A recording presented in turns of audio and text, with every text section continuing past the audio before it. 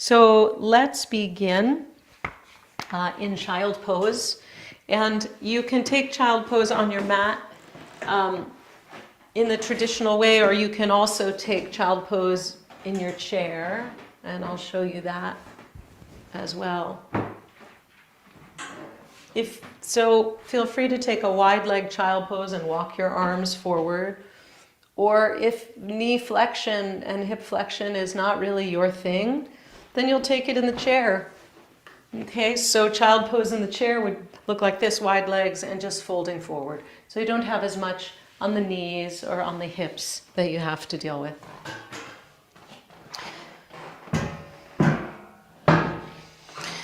So coming into child pose,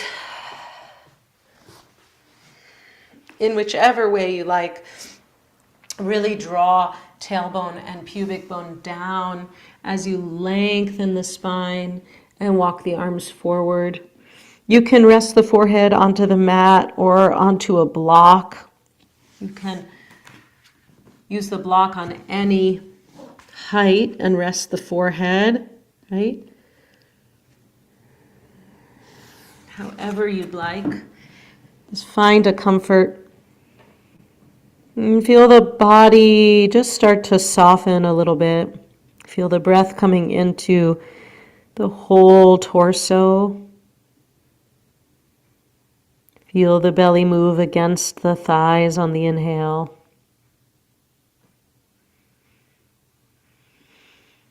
You can use sighs and moans, any kind of sound on the exhale to just release any tension that you might be feeling in the body, or especially in the mind. When you're ready, walk the arms and the torso over towards the right and especially extend through that left arm. You can bend the left elbow and take the fingertips, or the right elbow, take the fingertips to the floor. Press into those right fingertips and twist the rib cage just a little bit to the right so that you can lengthen out a little more on the left. Really breathe into the whole left side of the body. And then come back through center and bring torso and arms over to the left. And same thing here, as you extend through those right fingertips, you can bend the left elbow and take the left fingertips into the floor, press them down as you take a little bit of a twist of the rib cage to your left. And feeling a little more opening all the way through the right side of the body, through the armpit, through the right ribs. Space from the base of the ribs to the top of the hip bone, the iliac crest. And just walk back through center and feel that lengthening evenly on both sides.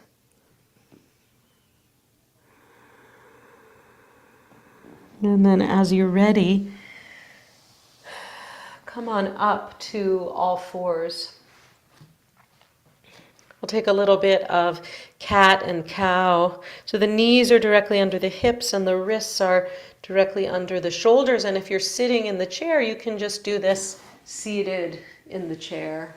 Right? We're just going to arch and curl the spine. So as you inhale, drop the belly, lift the tailbone, take the gaze a little bit forward as you arch the spine, and as you exhale, curl the spine, drop the tail and the crown and lift up the mid-back, going back and forth with the inhale and the exhale.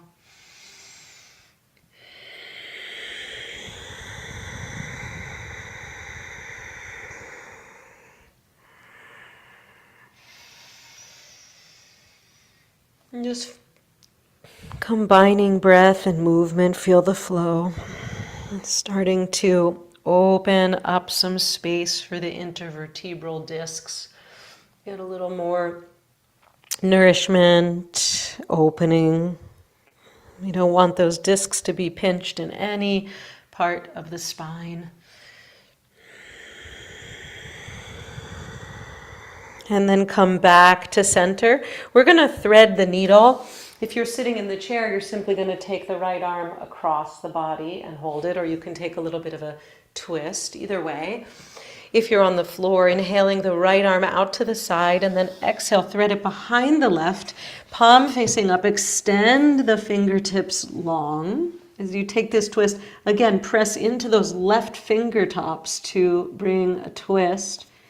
Just feeling some amount of sensation between the shoulder blades. And breathe into that. Lots of options here. You can take your left arm up toward the ceiling, palm facing forward. Right? Or you can internally rotate the left arm and then take it behind the back and even tuck it into the right thigh. Right? So whatever you'd like to enhance your experience, but mainly be here and breathe. Really nice for the trapezius muscle, which runs from the neck all the way down through the shoulder, between the shoulder blades, along the sides of the spine. And then when you're ready, just unfurl, unwind it, come on back, and pause and notice any difference you might feel between right and left. And then we'll take the other side, inhaling the left arm out to the left and exhaling, thread it behind the right. Again, pressing into those right fingertops to get some nice twist. And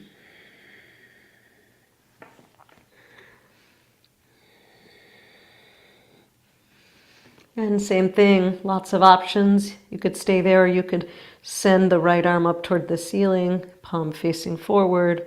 Or you could internally rotate the right arm and take it behind the back and even hook it into the left thigh. So just see what you'd like for some twist here.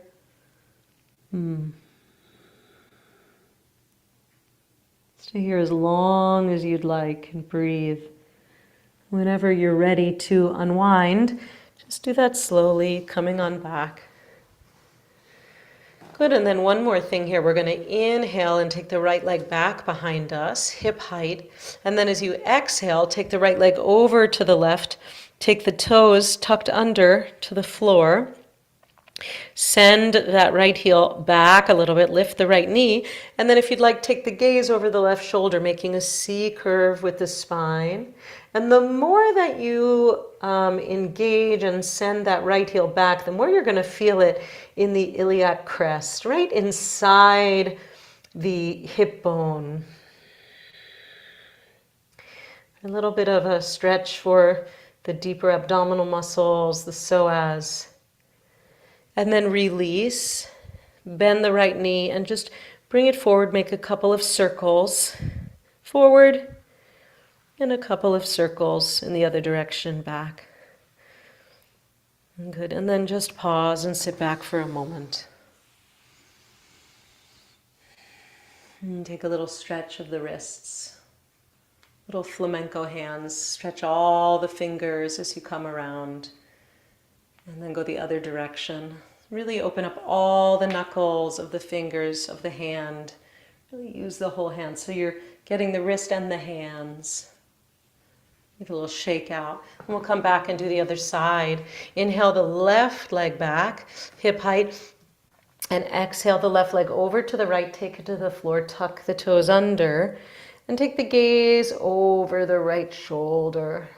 As to whatever extent feels comfortable for you, lifting on that left knee and sending that left heel back. You'll really feel that right in that iliac crest. Don't overdo. Opening up those left side ribs. And then coming on back, bend that left knee, bring it forward, a couple of circles. Just juicing up the synovial fluids, fluid in the hip joint. Greasing that ball and socket. Does a lot of work for us and we're grateful, so we just want to give it some ease there. And then come to find a seat any way you'd like. I'll just share a little Torah. So today is the second day of 2-day Rosh Chodesh Adar Bet, the second Adar, so Chodesh Tov, and as we know, Mishenichnas Adar, Marbim Besimcha, from the Talmud, whoever enters into the month of Adar increases their joy.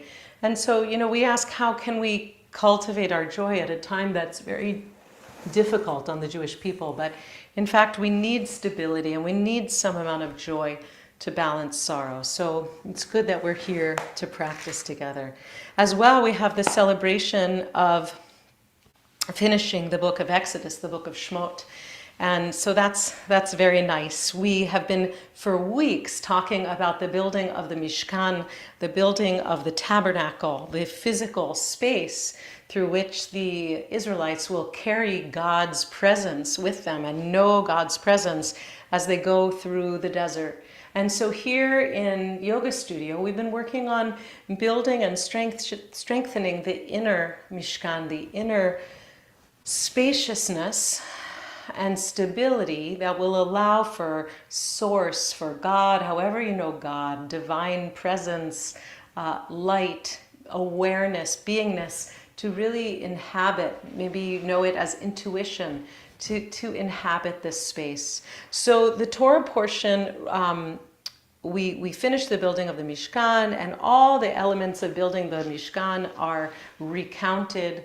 The tabernacle is anointed, and then we're told at the end of the portion that a cloud appears over it by day and fire by night. The Torah says this: when Moses had finished the work, the cloud covered the tent of meeting, and the presence of the Lord filled the tabernacle, the presence of Yud-He Vav-He. Maleh et HaMishkan, filled it. Moses could not enter the tent of meeting because the cloud had settled upon it, and the presence of Yud-He Vav-He filled the tabernacle.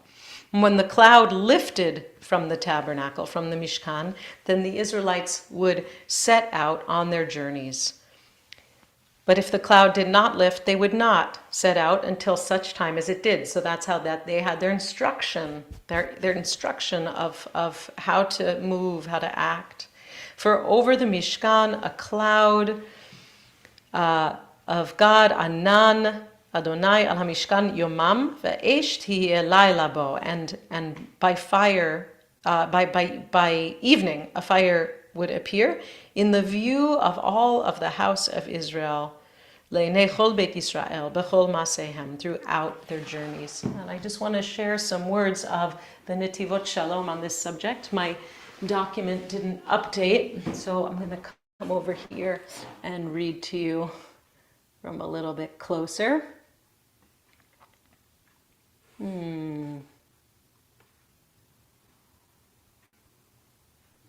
And of course, as things would be, the document disappeared. Here it is, even though I had it up. Okay.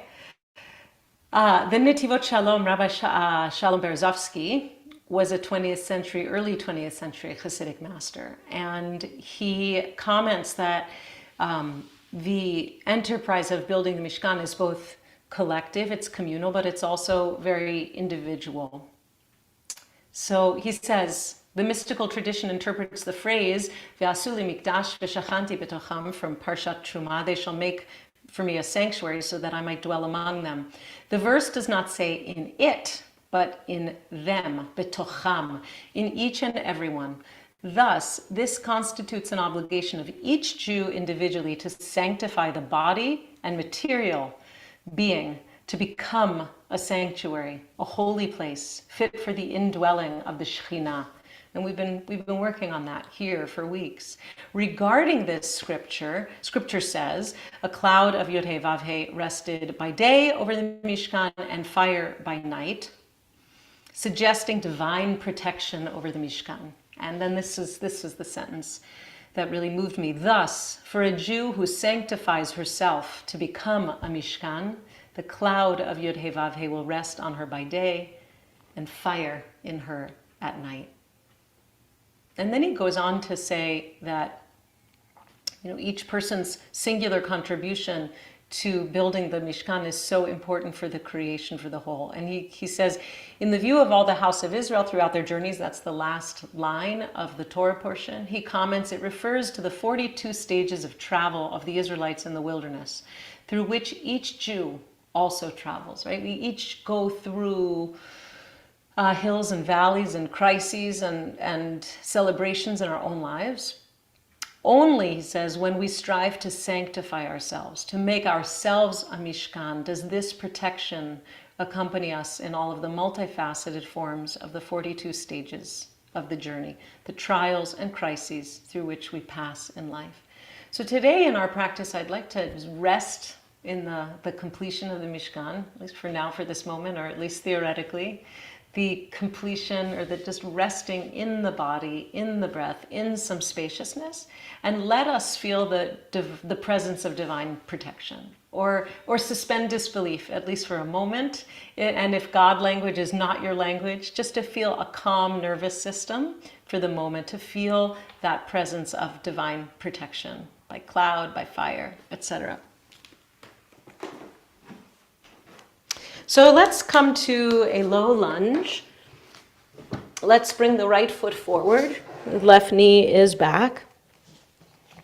And you can take your hands to the floor, or you can build up with blocks at any height that you'd like, whatever is going to work for you. Kind of a nice way to give yourself some space to the torso to use the blocks. And just let the hips settle a little bit. Lengthen the tailbone. Draw the lower abdomen in and up. So we want to give some protection to the low back. And feeling some sensation arise through the left thigh, through the left hip flexor. And then begin to inhale as we bring the right arm forward and up. And exhale as we take it back. Just making some circles here. Inhaling up and over, and exhaling, coming around.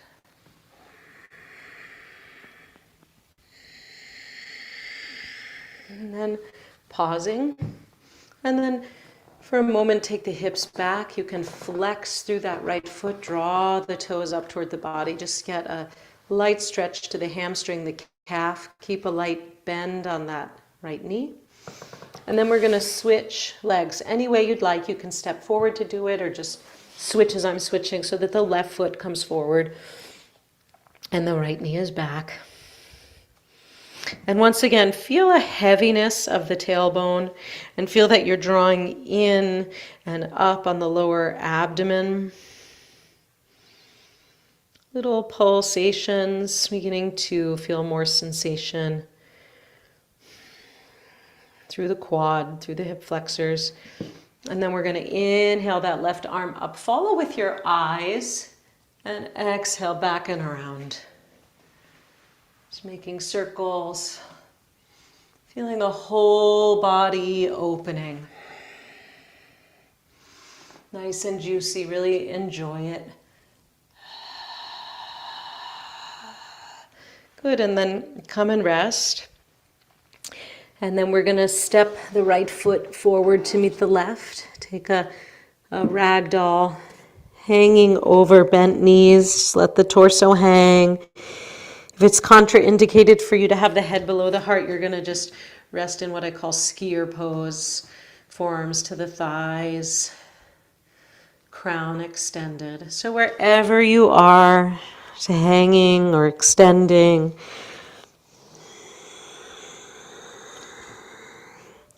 Inhale deeply, fill the whole belly. And as you exhale, press into the feet, draw the navel to the spine, and roll up one vertebra at a time. Till you come to standing, to mountain pose. You can roll your shoulders up and back. And just feel the stability, the openness. This body as a Mishkan, as an opening, as a channel for the sacred to come through you, for presence to dwell within you. And we'll take a couple of standing poses. Let's start with triangle pose. So you can take your blocks behind you, or you can use the chair for triangle pose to rest your hand. Take the legs wide and turn the left toes in and the right toes out. Inhale the arms up to shoulder height. Extend through the fingers. And as we exhale, shift the hips over to the left as we extend the torso to the right and take the arm down. Might rest on the chair or on your calf or on the block.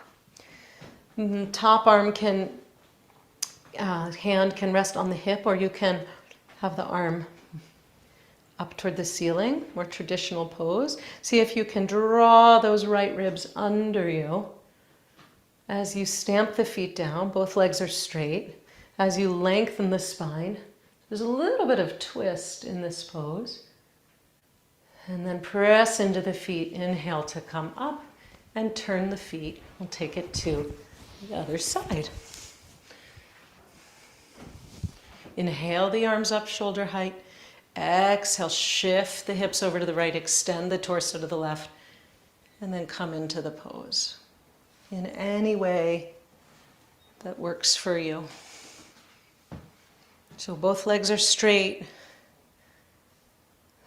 The hips shift. The spine, there's no break in the spine. The spine is one long spine, tail to crown. And then see if by pressing down on that bottom hand can start to anchor and bring those left ribs forward. The gaze is forward or up to the ceiling, whatever works in your neck. And then press into the feet. Inhale and come up.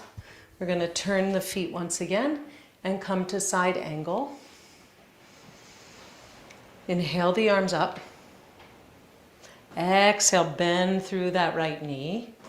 Take the forearm, right forearm to the right knee. And again, top arm can come to the hip, or top arm can extend up and over. And you can press on that forearm to bring the right ribs forward and find that twisting action.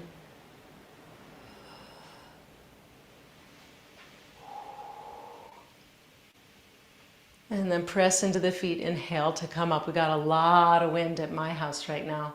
I'm thinking about how the Torah expresses about Bezalel, the artist who engineered the Mishkan, Ruach Elohim Bo. He's got the spirit of God within him, the wind of God. So I feel like I'm hearing Ruach Elohim. Let's take it to the other side. It's nice when it's windy outside, you can kind of bring that instruction into the body to let things move. Allow nature to really be part of your experience. We spend too much time indoors, really. Finding the other side, left forearm to the left thigh, starting to twist the torso a little bit. Long spine, one long line from the outer foot all the way up to those right fingertips, and then press into the floor to inhale and come on up. Beautifully done. We're going to come to sit. Do sit up on something. Folded blanket is good, or 2 folded blankets if you need more, or even a bolster, something like that.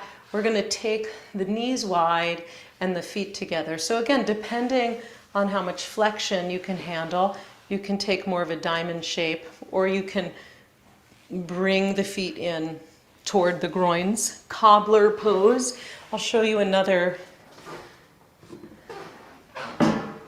possibility here, and that is you could do this seated in the chair and just come forward to the front of the chair and take the knees out. Make a little diamond with the feet, right? So you don't have nearly as much flexion that you have to deal with. If there's any pain or discomfort in the knees and hips, you can take it like this.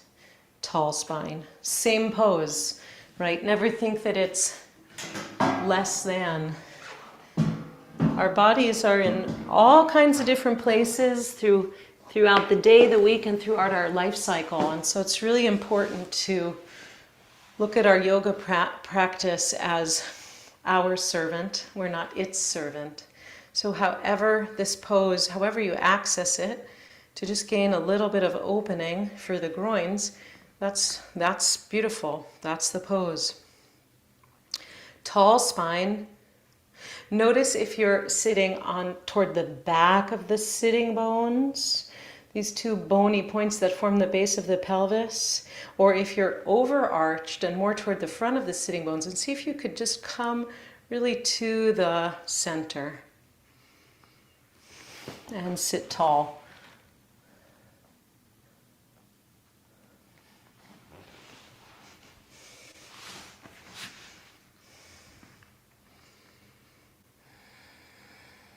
Be here and breathe. Or can you soften in this experience?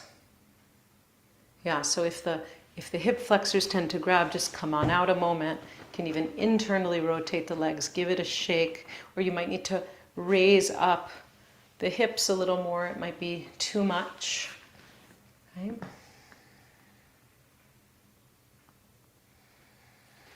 And then from here, you guessed it, we're going to take the legs wide. So again, sitting up, and you'll see how wide, right? It doesn't have to be the widest possible that you can go. See where you're at today. The legs are wide, bring the hands behind you, draw the elbows toward each other, and again, press those finger tops into the floor as you draw the elbows toward each other, and lift from the center of the collarbones here, and also the center of the chest, lift up. And so find that drawing up of the whole torso, shoulder blades moving toward each other. We spend so much time with the shoulders slumped, so it's really good to just draw them back. And just stay here. The heels are extended, and also the balls of the feet are extended and the toes are wide. We call that, sometimes we call that Barbie foot, or just sort of a floint, we call it, a point and a flex simultaneously. Okay, and then if you'd like, we're going to turn to face over the right leg. So you can kind of lift up, take both sides of the mat. I like to do it this way. And push with the right hand, pull with the left hand as you come around to face that right leg. So you could be right here, sitting up, and that might really be plenty, just shifting the torso to come around and be tall. Or if you'd like, you can start to fold forward, long spine as you come forward, or maybe grabbing the foot. Just see where you are, where you want to be with this pose. See that that left hip stays grounded down.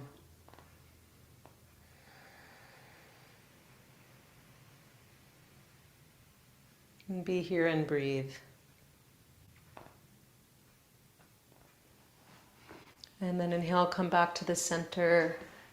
And we're going to turn it over to face the left leg. So once again, using both hands on either side of the mat, pulling a little bit with that right hand and pushing a little bit with that left hand. Really let the whole abdomen turn.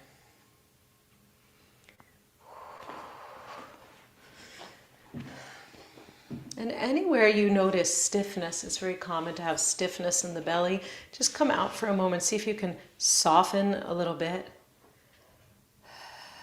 Just a little bit, and then come again into that twist. And if you'd like to fold forward or to start to fold forward, you can. Right, so it's really a twist and a forward fold, or at least working on the twist.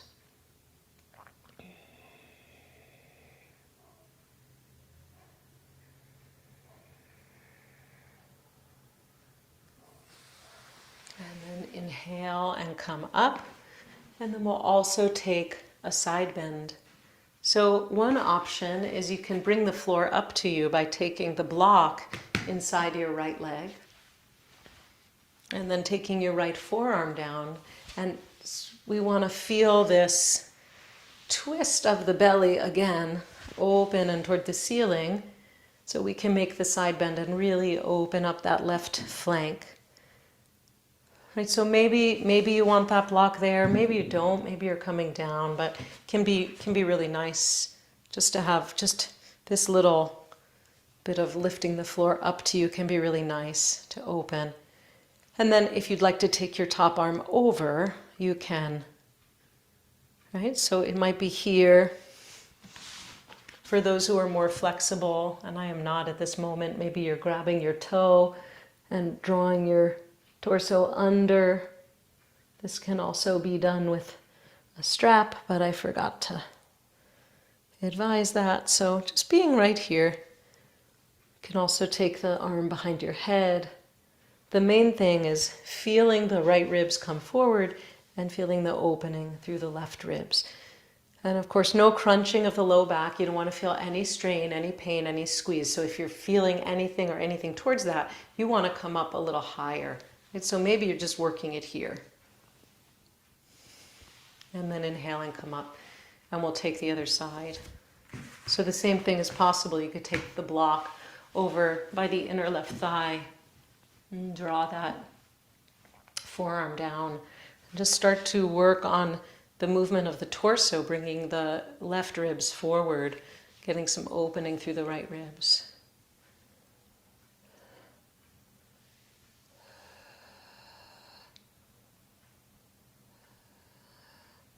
Just that image of a space for the divine to rest among the people. An internal place that can get so quiet and so still and so open. That presence can rest there. Awareness, full open awareness can rest within us. Intuition, or as those of us who've engaged in spiritual direction, that we can just start to know what the divine wants of us, right? Start asking that question and know that there's more here than just me, myself, I. And when you're ready, coming on up. And just feeling this sense of Mishkan within. We're going to come onto the back.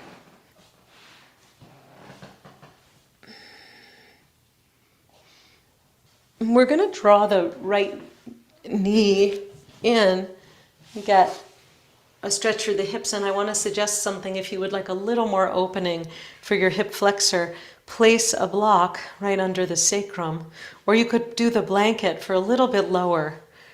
This won't be for everybody. It might be too much on either your low back or on your pelvis alignment or on your hip flexor, so do this with care.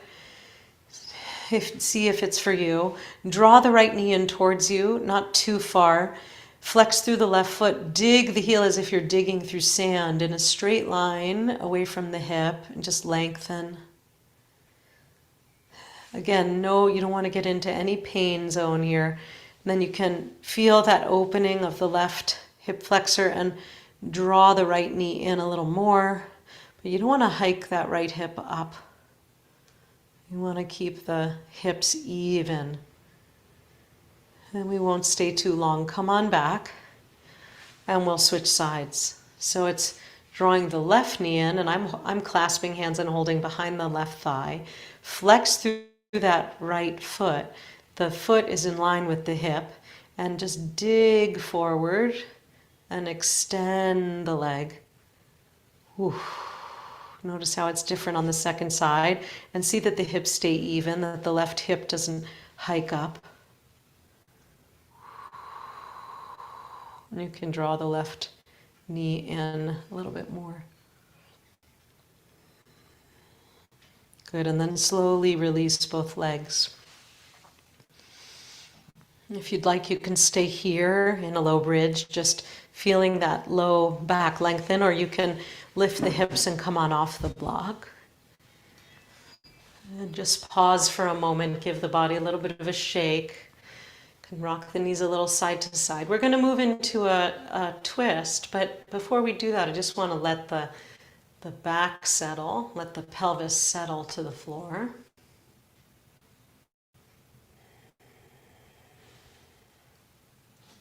Just feel that neutral spine, that length along the floor. And now let's draw the knees up to hip height or even further into the body. Take the arms out in a T. Inhale here, and exhale as you take the knees over to the right. Keeping that left shoulder blade, and that left outer shoulder grounded.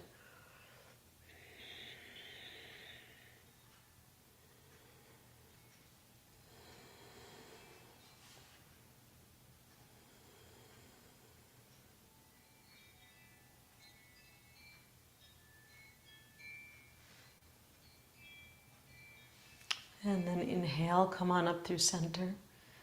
Rearrange your hips if you need to do that. And we'll exhale, take the knees over to the left. And once again, ground through the right shoulder blade, through the right outer shoulder.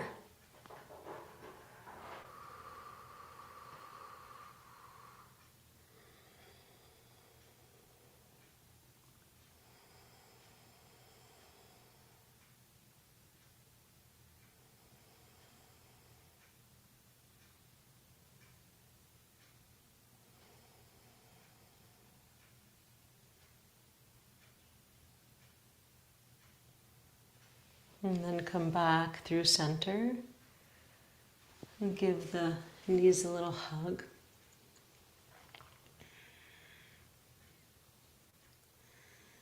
Then we're going to settle into stillness.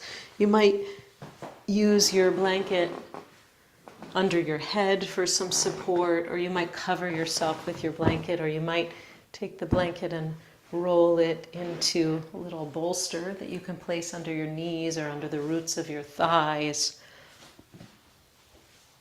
You'll lay it down any way that is of comfort to you. Traditional Shavasana, as I'm doing, with the legs wide, the arms out to the sides, the palms turned up, and the shoulder blades tucked under you.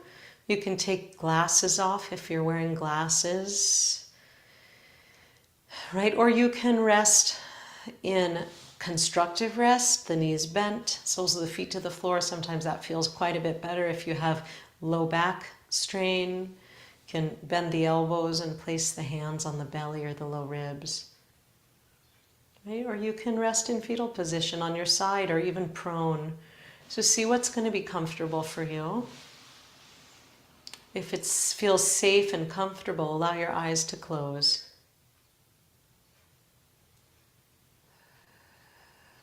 Allow the Anan, the cloud of divine presence,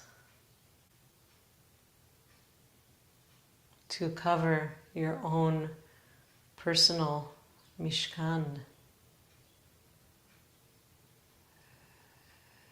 and offer you some sense of shalom, of peace, of shlemut, of wholeness. And off you go. I'll bring you back in a few minutes. Take rest.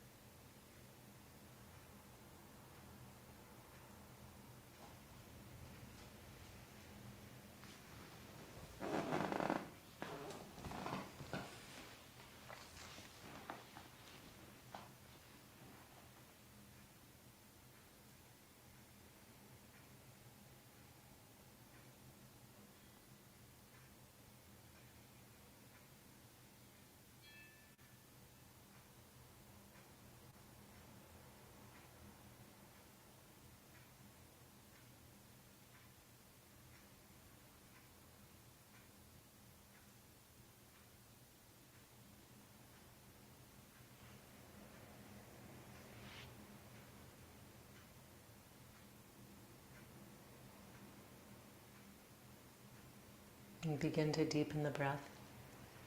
Wiggle your fingers and your toes, waking up the body, coming back to the surface. Hug your knees to your chest and roll over onto your side.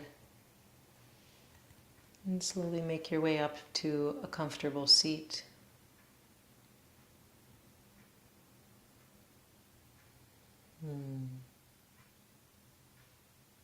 Chazak, chazak, v'nitchazek. As we say when we finish any book of Torah, we should be strong, we should continue to be strong. And we never close by keeping the practice held tight to ourselves. We extend it out to all those who need healing, whether those close to us or in our communities. And here we've been praying every week, Achenu kol beit Israel, a prayer for the captives, for the chatufim, for the hostages, that they be released soon, speedily, in good health, and be returned home. So Rachel's going to put the words on the screen. Feel free to join me, or you can just listen. This comes from our weekday liturgy in the Torah service.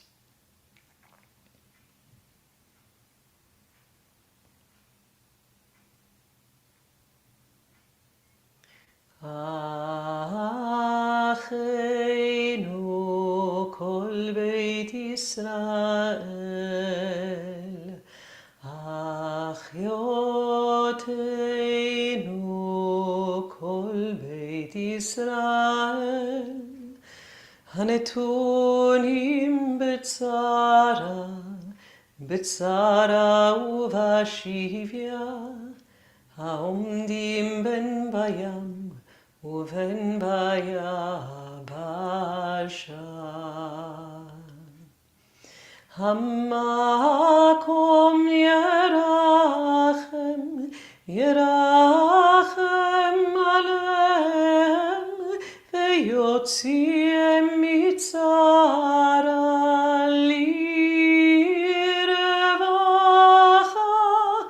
umeafel aleora, umyeshibud ligeula, hashta bagala, uvizman kariv.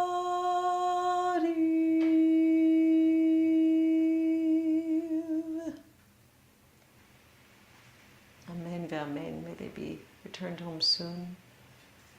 Allowing your eyes to open, flutter the eyelids. Come back to the room you're in. Take in sound, color, light, and notice how you feel. Shavua Tov, have a good week. Chodesh Tov, a good month. If this yoga practice or any of our offerings on IJS, whether you come to the daily sit or this regularly, have been meaningful to you, please consider a donation to IJS in any amount. Really, any amount makes a difference and helps us to continue offering these resources to you free of charge. So thank you. Please do check out my upcoming retreat at Kripalu, April 11th to 14th. If you're interested, and do check out the upcoming offerings from IJS, the sessions with the Jewish artists, with Rebecca Schisler, and the prayer project with Rabbi David Jaffe. Lastly, I offered a little bonus prize of a concert that I did a week ago, Sunday night. And for anybody who'd like to watch that, I will put that into the chat. Really sweet program I did called Yearning for Home, Songs of Land, Love, and Loss. I'll put that into the chat.